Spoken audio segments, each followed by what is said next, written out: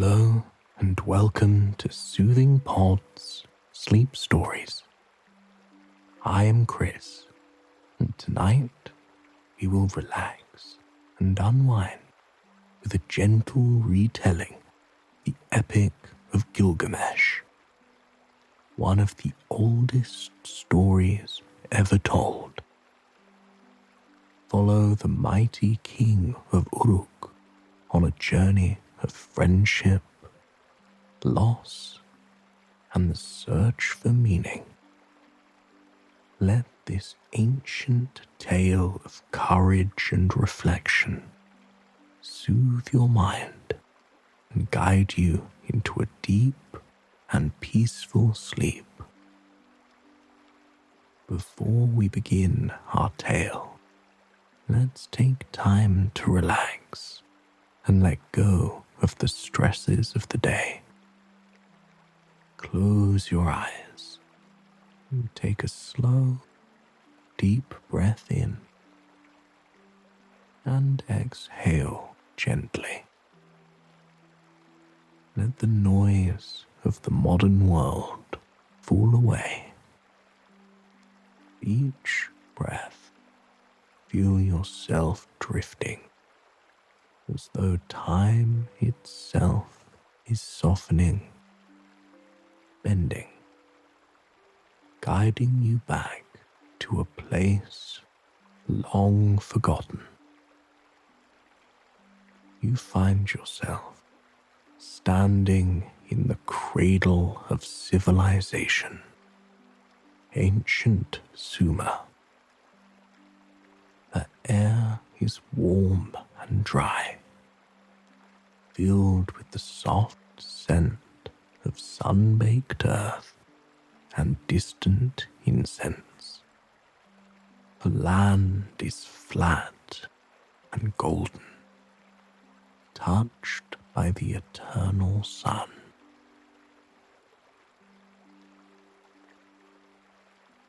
Before you, the great Euphrates River winds through the desert, a silver ribbon glistening beneath the sky. Its waters flow with ancient wisdom, whispering secrets known only to the gods and stars. You follow a stone path, your feet bare against the warm earth, each step grounding you more deeply into this sacred world. To your right, you see the towering ziggurat of rising into the sky. Layers of sun-drenched stone, carved by hands long gone. You feel no rush, only stillness. Kind of stillness that lives in the bones of the earth. As you walk, a soft wind moves through the reeds. You hear ancient chants, far off and soothing, carried across time. They do not ask anything of you. They simply welcome you. You come to a shaded garden, hidden behind mud brick walls. It is quiet here. Palm trees sway gently. All in the center reflects the sky like a mirror. You sit by the edge, and with each breath, you feel the peace of this place enter your body. Here, in this sacred space, you feel the presence of the old gods. Inanna Enki, Ninhursag, they are not far. They watch with quiet reverence, guardians of wisdom, of stillness, the deep inner self. You are safe, you are grounded, you are eternal. And now that you are relaxed, we can begin our story. In the ancient Sumerian city of Uruk, Gilgamesh strode through the streets with the confidence of a god. And, in many ways, he was a god, 2/3 divine, born of the goddess Ninsun, and the mortal king Lugalbanda, blessed with unmatched strength and beauty. Gilgamesh smiled as he walked, feeling his citizens' eyes upon him, a mixture of awe, fear, and resentment. He cared little for their comfort. A king was meant to be feared. As he approached the ziggurat where his advisors waited, he contemplated the new section of wall he had commissioned. It will stand for 1,000 years, he thought. When I am dust, these walls will speak my name. In the temple, the high priest Shamash Nasir bowed low. Great king, there is a matter that requires your attention. The people grow restless. The young men you take for your army, the women for your pleasure. Families are being torn apart.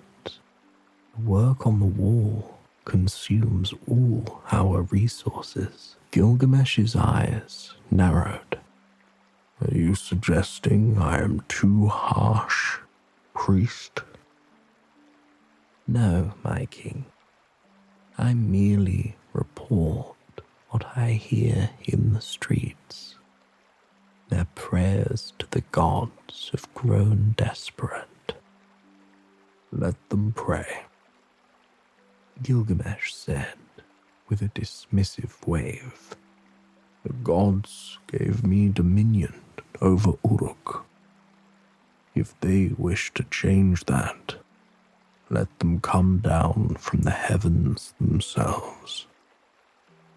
Unknown to the king, at that very moment, the gods were indeed listening to the prayers of Uruk's citizens, and they were preparing an answer that would forever change the mighty Gilgamesh. Gilgamesh knows no equal, and thus no restraint, declared Anu, father of the gods. He takes women as he pleases, and drives men to exhaustion, building his walls. The goddess Aruru nodded. Then let us create his match, someone who can stand against him. Taking clay, Aruru moistened it with her divine spittle and molded a figure, wild, powerful, and covered in hair. Into this form she breathed life. Thus was born Enkidu, a being of pure nature, strong as the wildest beasts. With a gesture, Ururu sent him into the wilderness, a counterforce to Gilgamesh's unbridled power. Far from Uruk's walls, Enkidu ran with the gazelles across the steppes. He drank on all fours at watering holes and broke hunters' traps with his powerful hands.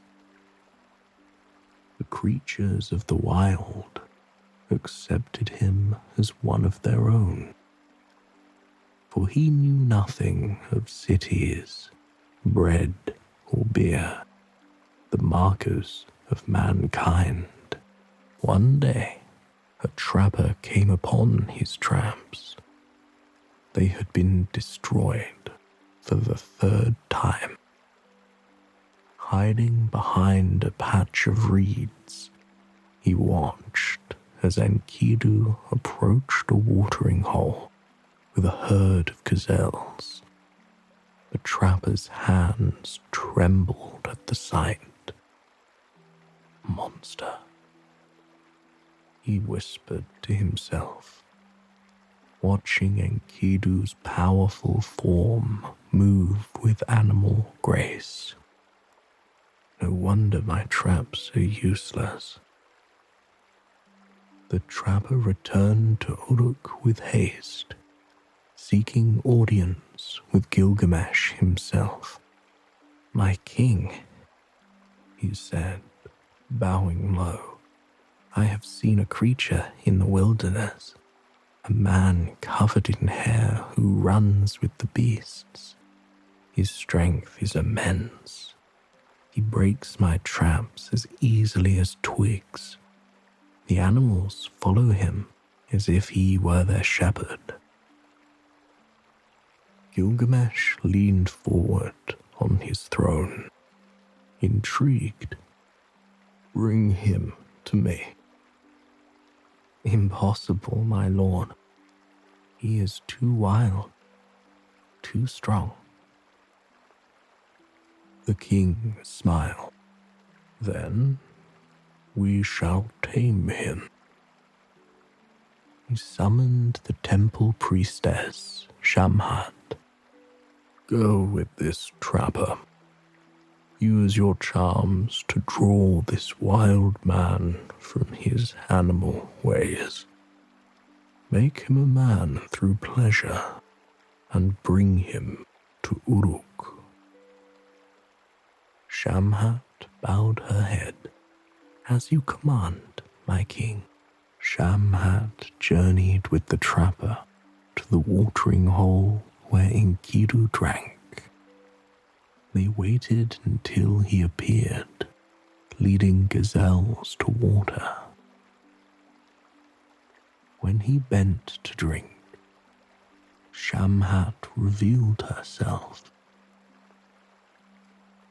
Enkidu stared at this strange creature, so like him in form, yet utterly different. Her skin was smooth, her movements graceful, in ways unlike any beast he had known. For 6 days and 7 nights, Shamhat taught Enkidu the ways of human pleasure. Afterward, Enkidu found the gazelles fled from his approach. "Why do they run from me?" he asked. "You are no longer one of them," Shamhat explained. "You have awakened to wisdom. You are now a man." She offered him bread and beer. Enkidu ate 7 loaves and drank 7 jugs, his body growing stronger, his mind clearer. Shamhat dressed him in human clothes and taught him human customs. There is the great city of Uruk, she told him, ruled by Gilgamesh, strongest of men. I have heard shepherds speak of him, Enkidu said, his expression darkening. They say he takes brides from their husbands on their wedding nights, that he forces men to labor until they expire building his walls. Enkidu's hands clenched into fists. I will go to this Uruk and challenge this Gilgamesh. I will show him that he cannot treat people like beasts. Shamhat placed a gentle hand on his arm. Be careful. He is part divine and immensely strong. So am I, Enkidu replied, his eyes reflecting a new-found purpose. So am I. Rumors of a strange, powerful man reached Gilgamesh before Enkidu arrived in Uruk. The king dismissed these tales until the night of a grand wedding, when his customary visit to claim the bride was interrupted. As Gilgamesh approached in his finest robes, Enkidu blocked his path, barefoot in the street, his powerful frame tense with anger, eyes gleaming like a wild animal's in the torchlight. You will not enter, Enkidu declared, his voice carrying through the suddenly silent street. No more will you take wives from their husbands. Gilgamesh laughed, though something in this stranger's stance gave him pause. Who are you to challenge the king of Uruk? Step aside, wild man. I am Enkidu, created by the gods themselves to check your arrogance, he replied, planting his feet firmly. You are a tyrant who has forgotten that a king should serve his people. Gilgamesh's eyes narrowed. Without warning, he lunged forward. Enkidu met his charge, and the two crashed together like thunder. The ground seemed to shake beneath their feet as they grappled. Gilgamesh had never faced such strength. His divine blood gave him power, but Enkidu matched him move for move. Hours passed as they fought, neither gaining clear advantage. They rolled in the dust before the temple, their bodies slick with sweat, muscles straining to their limits. Finally, Gilgamesh managed to throw Enkidu to the ground and pin him, only for a moment, before Enkidu twisted free.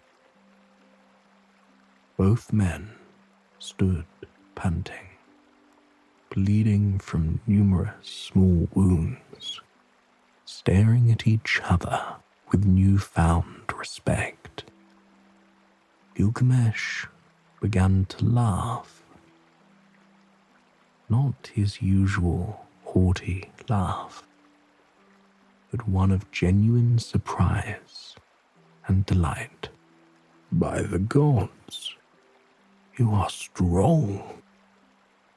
Never have I met my equal. Enkidu's anger began to fade as he recognized something in Gilgamesh's eyes. Loneliness. The same loneliness he had felt among the animals, never truly belonging. You are like me, Enkidu said simply. Gilgamesh approached and clasped Enkidu's shoulder. Come to my palace, not as my subject, but as my friend. He spoke the word as if tasting it for the first time. Friend. Enkidu felt his purpose shift. Perhaps the gods had sent him not just to challenge Gilgamesh, but to complete him. Friend, he agreed. Thus began a bond that would change both men forever.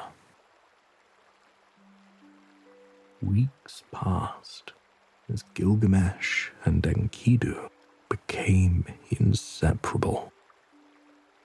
They trained together, hunted together, and shared long conversations late into the night. The people of Uruk noticed a change in their king.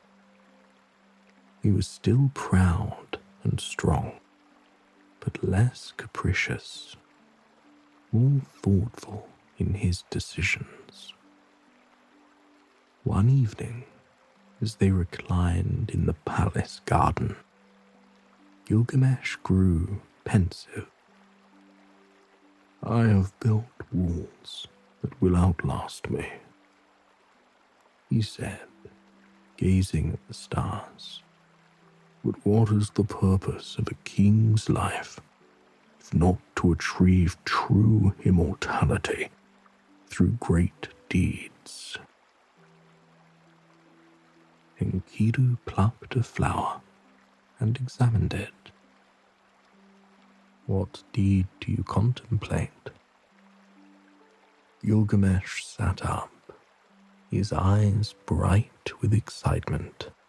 Far to the west lies the great cedar forest, home to trees taller than any building in Uruk. The forest is sacred to the gods, protected by the terrifying guardian Humbaba, whose roar is the flood, whose mouth is fire, whose breath is death. And you wish to confront this demon?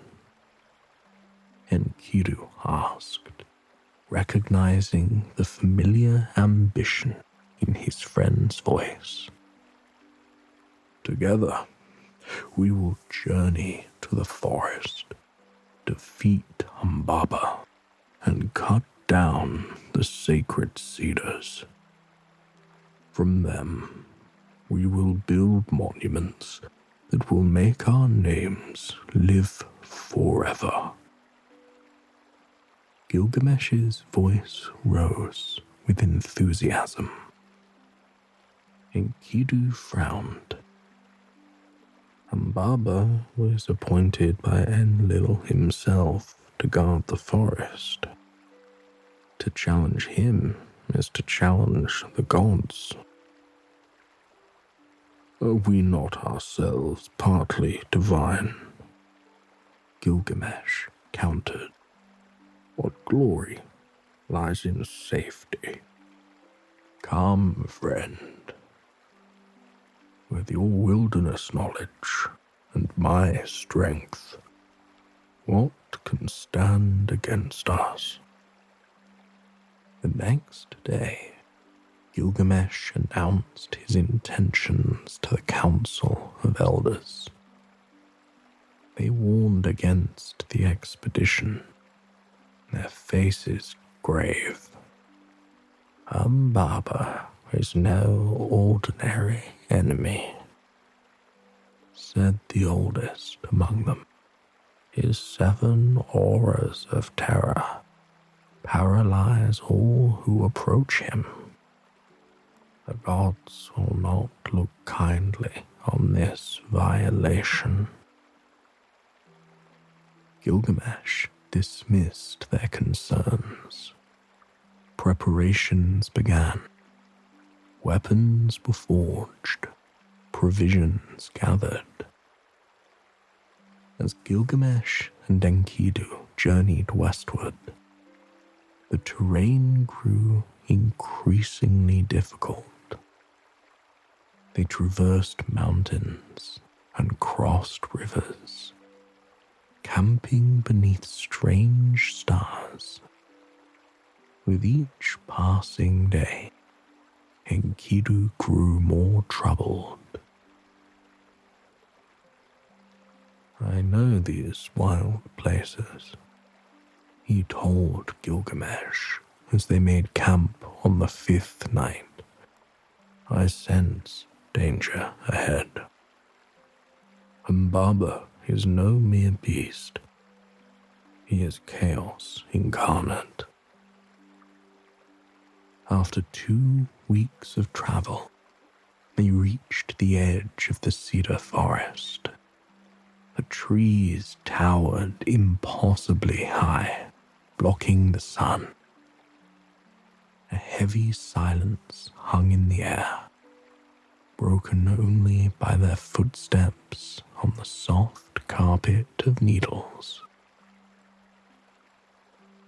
He knows we are here, Enkidu whispered, feeling a primordial fear rise within him.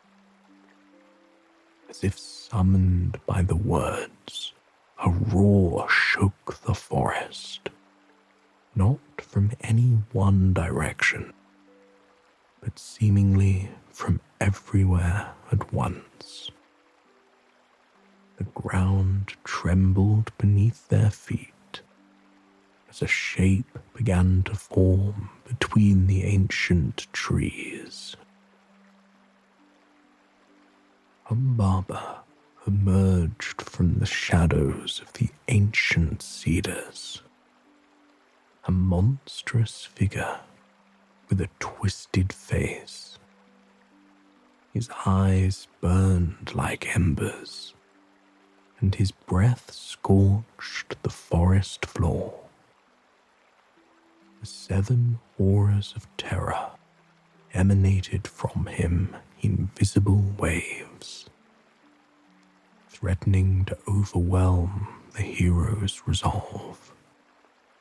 Who dared enter my forest? Humbaba's voice rumbled, shaking needles from the branches above. Mortal and beast man, you trespass on sacred ground. Gilgamesh stepped forward, chin raised with determination. I am Gilgamesh, king of Uruk, son of Lugalbanda and the goddess Ninsun. We have come for the cedar trees and to fulfill our quest. Humbaba emerged from the shadows of the great forest, his presence commanding and ancient as the trees themselves. Many have entered my domain uninvited. None have left to tell of it. He rumbled, his voice like distant thunder. The guardian of the forest circled them. very air growing heavy with tension.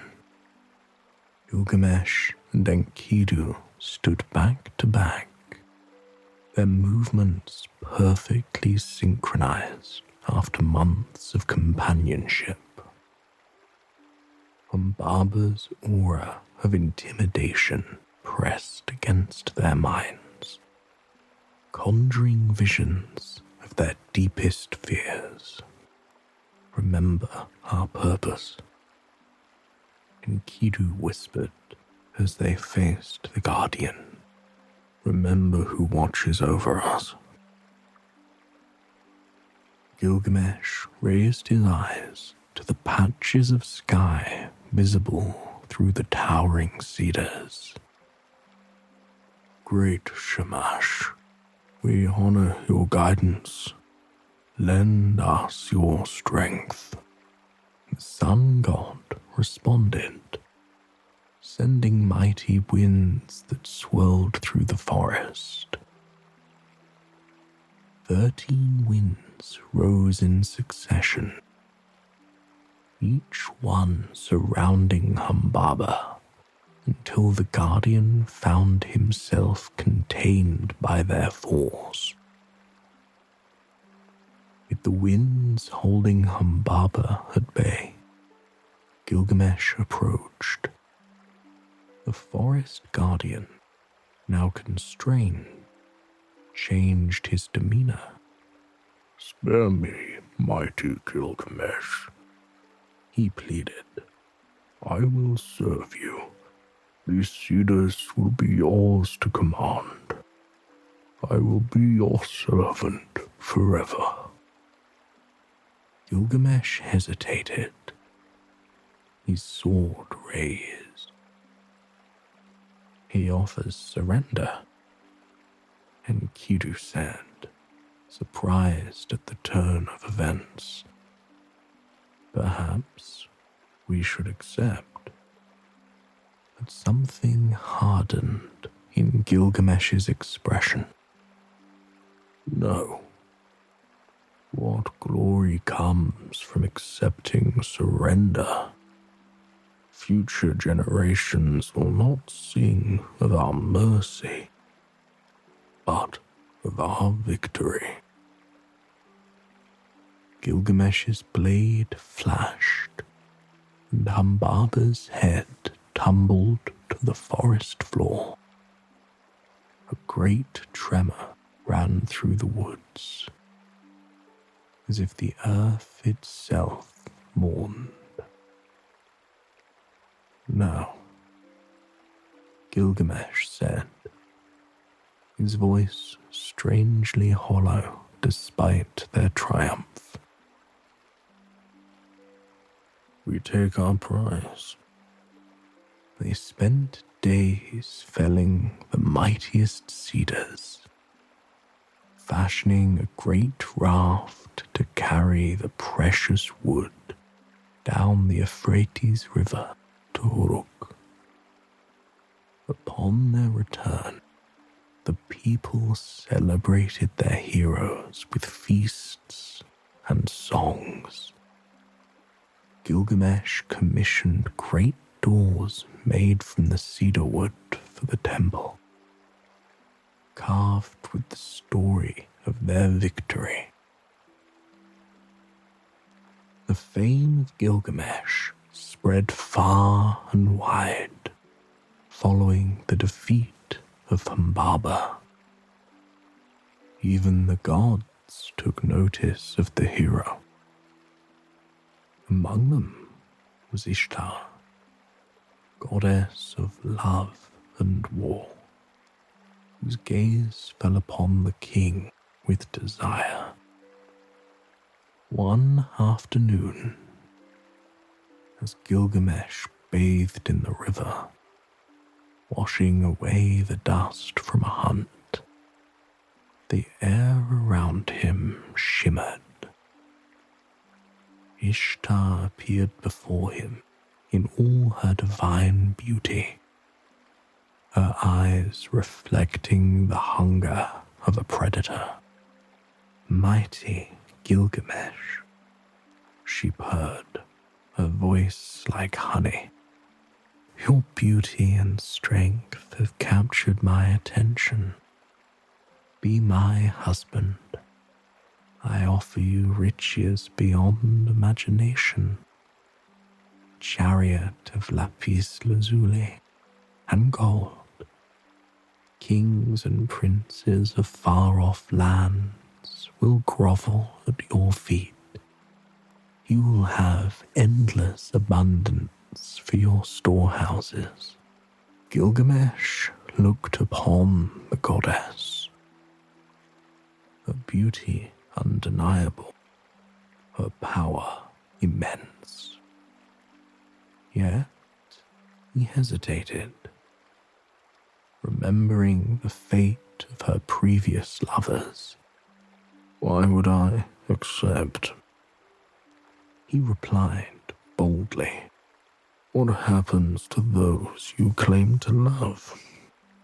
Tamuzi, your shepherd lover, you condemned him to the underworld. Tammuz, the colorful Alulu bird, you broke his wing. You loved the stallion and cursed him to be whipped and spurred. You loved the herdsman who provided you with bread, then turned him into a wolf hunted by his own dogs. Which of your lovers have you loved forever? None. You are a back door that lets in the cold, a defective shoe that pinches the foot of its wearer. Ishtar's beautiful face contorted with rage. Without another word, she vanished. Her father, Anu, would hear about this. Father, she cried, tears of humiliation streaking her face. Gilgamesh has insulted me, recounting my sins and shaming me. Anu regarded his daughter with caution. Daughter, might you have provoked him? Give me the bull of heaven, she demanded. Let me punish his arrogance. If you refuse, I will smash the gates of the underworld and raise the dead to outnumber the living. Faced with such a threat, Anu relented. He gave her the reins of the mighty bull of heaven, a creature of divine fury. In Uruk, screams erupted during Gilgamesh and Enkidu's meal. The bull of heaven descended upon the city, its hooves creating chasms, its breath causing drought. Hundreds fell as it drank from the Euphrates. Ishtar's revenge, Gilgamesh said, readying himself. Come, friend. The divine beast charged through streets, destroying buildings and withering crops. The heroes positioned themselves at opposite ends of the temple plaza. I'll distract it, Gilgamesh called. Seize its tail when it charges. When the bull thundered toward him, Gilgamesh dodged while Enkidu grabbed its tail. As the beast thrashed, Gilgamesh struck its underbelly. The bull reared up, and Enkidu pulled it off balance, allowing Gilgamesh to deliver a final blow. As citizens emerged to celebrate, Ishtar wailed from Uruk's walls. Enkidu, emboldened, tore off the bull's right leg and hurled it toward her. If I could reach you, I would do the same to you. That night, as the city feasted on the bull's meat, the gods gathered in council. Twice now have these mortals slain divine guardians, Anu declared. First Ambaba, appointed by Enlil, and now the Bull of Heaven. Such defiance could not go unpunished. Enkidu's insult was the greater. Ishtar insisted. Let him die. The gods nodded in grave agreement. One of the heroes must pay the price for their audacity. The illness began subtly, a heaviness in Enkidu's limbs, a persistent chill despite the summer heat. Within days, he could no longer rise from his bed in the palace. His strength, once equal to Gilgamesh's, ebbed like water into sand. Gilgamesh summoned every healer in Uruk, offered sacrifices to every god, but nothing slowed Enkidu's decline. The king rarely left his friend's side, feeding him with his own hands when Enkidu grew too weak to lift a cup. This is God's judgment, Enkidu whispered during a moment of clarity. His once powerful voice now fading. In his fever, he blamed the trapper who discovered him, and Shamhat who civilized him, cursing them both for the path that led to his deathbed. Gilgamesh reminded him that without them, their brotherhood would never have existed. These words reached Enkidu, clearing his thoughts. He reconsidered his journey from wild man to hero, from solitude to brotherhood, and withdrew his curses. Instead, he blessed Shamhat, thanking her for bringing him and Gilgamesh together. As the 12th day of his illness dawned, Enkidu lamented dying in bed rather than in glorious battle. Gilgamesh, a tear sliding down his cheek, assured him there was no greater honor than dying as his brother.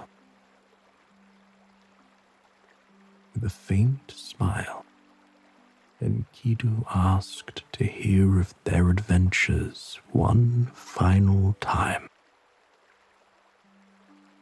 As Gilgamesh recounted their meeting, their battles, and their triumphs against Humbaba and the Bull of Heaven,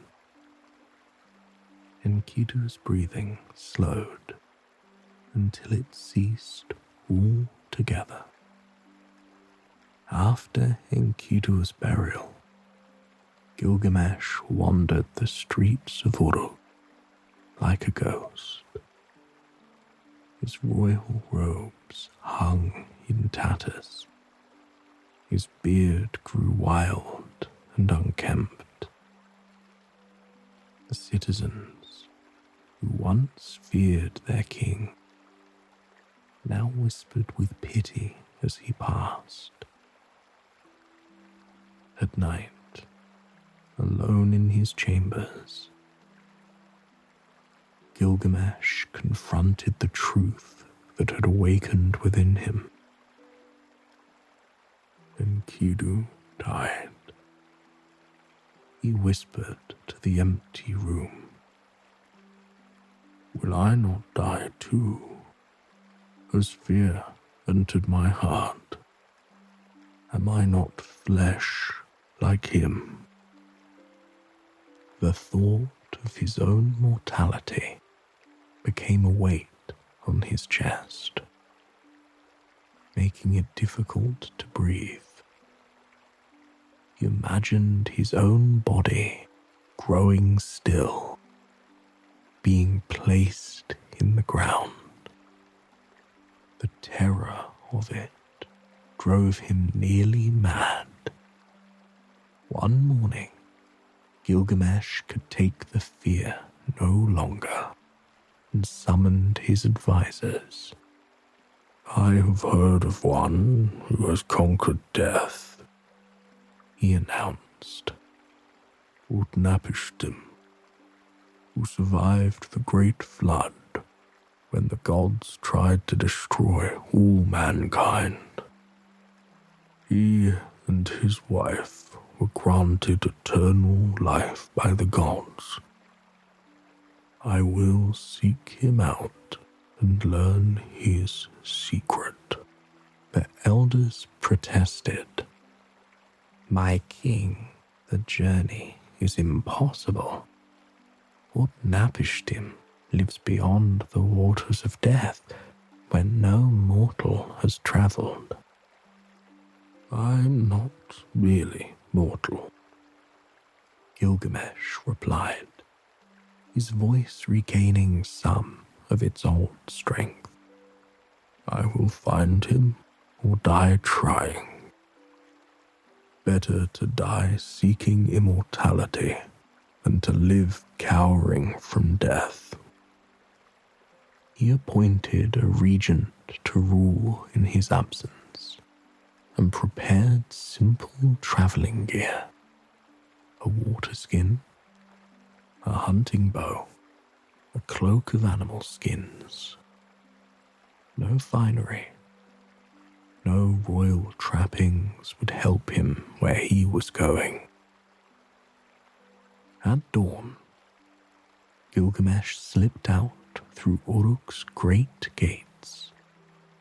Behind him lay the city he had built, the people he had ruled, the grave of his only friend. Before him stretched the vast wilderness, and, somewhere beyond, the answer to his deepest fear. Wait for me, Enkidu, he whispered to the rising sun. I will defeat death itself and return for you. Gilgamesh travelled for weeks across blistering deserts and through dense forests until he reached the foothills of Mount Mashu, whose twin peaks were said to support the heavens.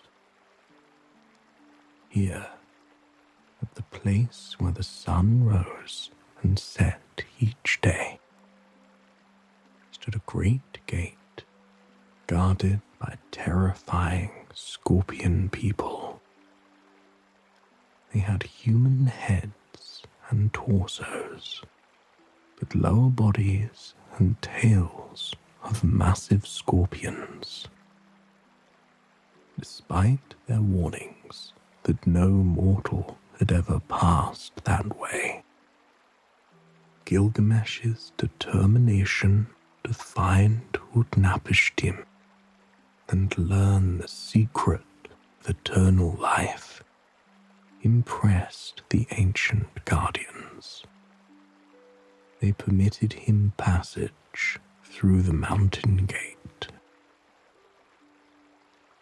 cautioning him about the 12 leagues of utter darkness that lay ahead. Entering the tunnel of complete blackness, Gilgamesh walked blindly with one hand on the wall, counting his steps to measure distance. The darkness pressed against him like a physical weight, threatening to crush his resolve. After what seemed like eternity, a pinprick of light appeared ahead, growing slowly larger until he emerged, blinking onto a shore bathed in strange light. Before him stretched a vast sea, its waters shimmering with unearthly colors. Near the shore stood a tavern built of stones and driftwood. A woman worked in the garden beside it, her movements graceful and measured. "Who comes to the edge of the world?" she called, straightening. "I am Gilgamesh of Uruk," he replied, his voice hoarse from disuse. The woman studied him, noting his haggard appearance and wild eyes. "I am Sidori, keeper of the tavern. What drives you to this distant shore?" Gilgamesh told her of Enkidu, of his fear of death, of his quest for Utnapishtim. Sidori shook her head sadly. "The life you seek does not exist, Gilgamesh. Better to enjoy the sweetness of the life you have, the touch of a child's hand, the embrace of a wife, the pleasure of food and wine." But Gilgamesh would not be deterred. Seeing his determination, Sidori reluctantly pointed down the shore. "There is Shanabi, Utnapishtim's ferryman. Only he can help you cross the waters of death." Though wary at first, the ferryman eventually agreed to take Gilgamesh across. Together, they embarked on their journey, navigating the treacherous waters for 3 days. When their boat finally scraped against the distant shore, Gilgamesh found himself facing an ordinary-looking old man with eyes that reflected the wisdom of centuries. "Are you he?" Gilgamesh asked, leaping from the boat. "Utnapishtim, who was granted eternal life." The old man nodded. Gilgamesh fell to his knees. "Teach me your secret. How does one escape death? My friend Enkidu is gone, and I could not bear the thought of following him to the house of dust." Utnapishtim's eyes grew distant. "My immortality was not earned, Gilgamesh. It was granted, 'cause I survived when the gods sought to destroy all mankind with a great flood. He told of how Ea, god of wisdom, warned him to build a massive boat and fill it with animals of every kind. For 6 days and 7 nights, storm and flood ravaged the earth. When the waters receded, his boat came to rest on Mount Nimush. I sent out birds to find dry land. Utnapishtim continued. When they returned with an olive branch, I knew the world was habitable again.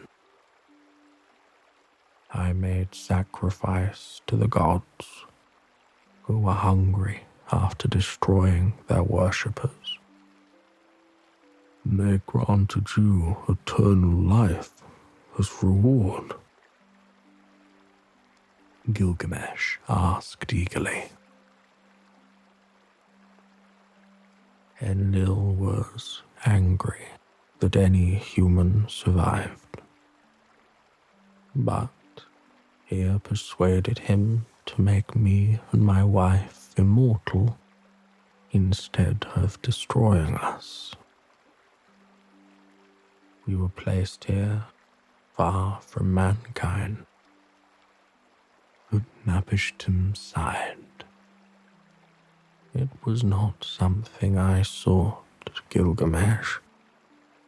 It simply happened. Gilgamesh stared at Utnapishtim, frustration building within him. You offer me no path to what you have achieved. Because there is none, the immortal replied. But I will give you a test. Conquer sleep, which is the small death, before you seek to conquer death itself. Stay awake for 6 days and 7 nights, then perhaps the gods will consider your plea. Gilgamesh agreed confidently, settling himself on the shore. But exhaustion from his long journey soon overwhelmed him. No sooner had Utnapishtim walked away than Gilgamesh's head drooped, and he fell into deep slumber. Each day, Utnapishtim's wife placed a loaf of bread beside him, marking the passage of time. When Gilgamesh finally awoke, 7 moldy loaves surrounded him. See how you have slept, Utnapishtim said. How can you expect to escape death when you cannot even resist sleep?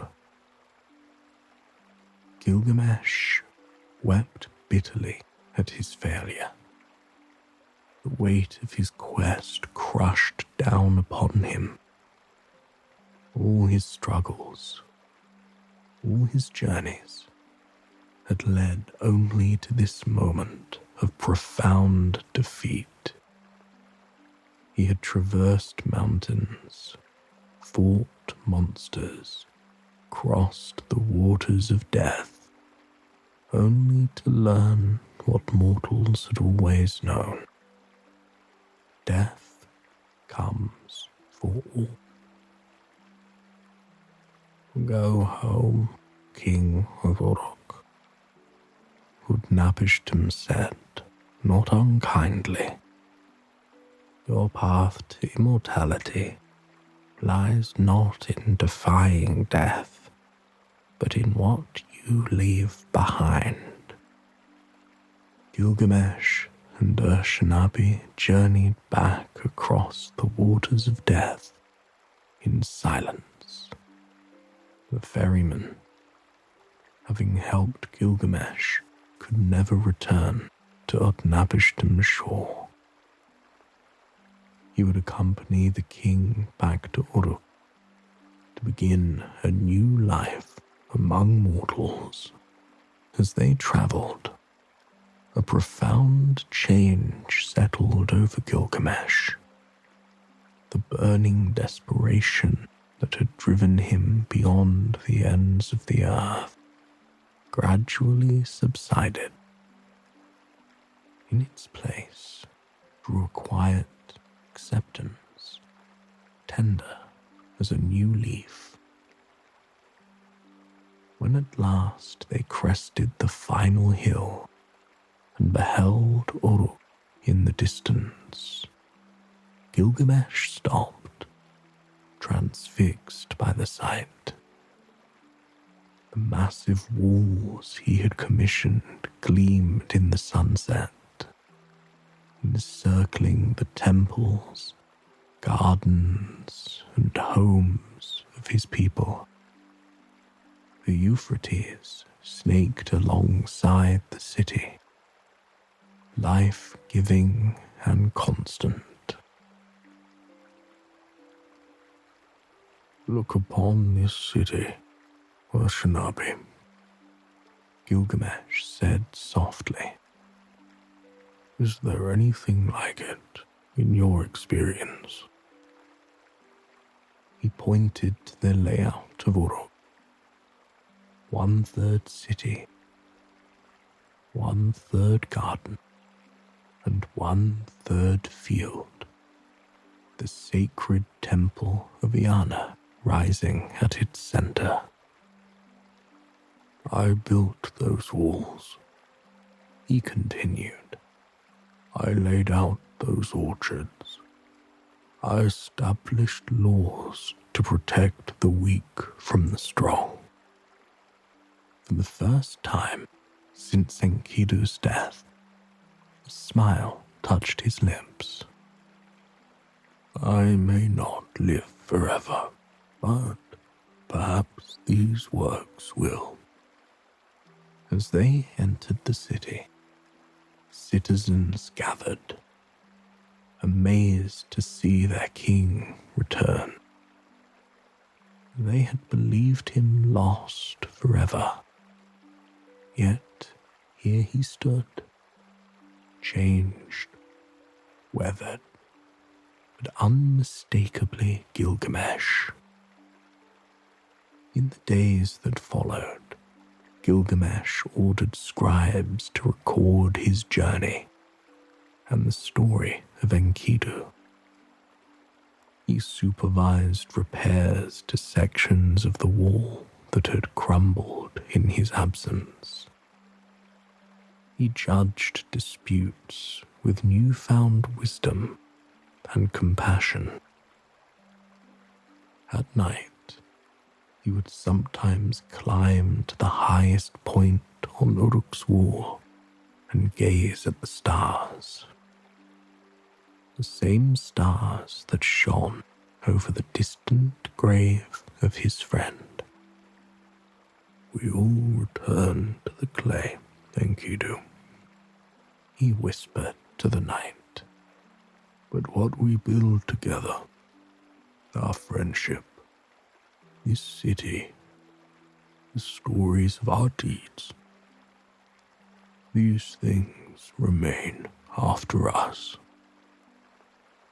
Gilgamesh ruled for many more years, a king tempered by grief and illuminated by wisdom.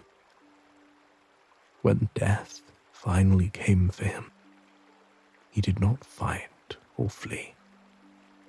He welcomed it as the natural conclusion to a life fully lived, secure in the knowledge that the walls of Uruk would stand long after his name had faded from memory. Yet his name did not fade. The tale of Gilgamesh, carved on tablets of clay, would survive millennia, ensuring that the king who sought immortality would indeed live forever in the hearts and minds of those who heard his story. I hope you enjoyed this story, and it has brought you a night of peaceful, restful sleep. Please, join me again tomorrow night for another sleep story. Until then, sweet dreams.